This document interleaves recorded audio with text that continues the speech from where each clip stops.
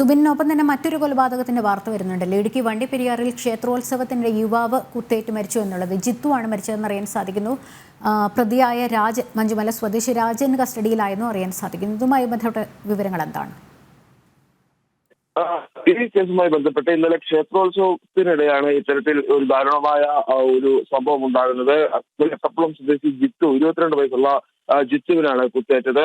ഈ വണ്ടിപ്പെരിയാർ മഞ്ചുമല സ്വദേശിയായിട്ട് രാജൻ എന്നയാളെ പോലീസ് കസ്റ്റഡിയിലെടുത്തിട്ടുണ്ട്. ഈ കേസുമായി ബന്ധപ്പെട്ട് ഇന്നലെ ഈ ഒരു മേളക്കാരനാണ് ഈ ജിത്തു ഈ ക്ഷേത്രത്തിലെത്തി ഈ മേളം കഴിഞ്ഞ ശേഷം വൈകിട്ട് ഈ ഉത്സവം കാണാനായി അവിടെ പിന്നെ തുടരുന്ന സാഹചര്യം ഉണ്ടായിരുന്നു. ഇതിനിടയിൽ ഈ ജിത്തുവുമായി പറഞ്ഞ രാജൻ ചില തർക്കങ്ങളിൽ ഏർപ്പെട്ടു. ആദ്യഘട്ടത്തിൽ ആളുകൾ പോലീസും ഒക്കെ എത്തി ഇവരെ തിരിച്ചു വിടുന്ന ഒരു സാഹചര്യമുണ്ടായി. അതിനുശേഷം വീണ്ടും ഇവർ ഈ അമ്പലത്തിലെത്തുകയും ഈ ഉത്സവം നടക്കുന്ന സ്ഥലത്ത് വെച്ച് വീണ്ടും തർക്കത്തിൽ ഏർപ്പെടുകയുമായിരുന്നു. ഇതിനിടയിലാണ് ഈ പ്രതിയായിട്ടുള്ള മഞ്ചുമല സ്വദേശിയായിട്ടുള്ള രാജൻ കയ്യിൽ കരുതിയിരുന്ന കത്തി ഉപയോഗിച്ച് ഈ ജിത്തുവിനെ കുത്തുന്നത്.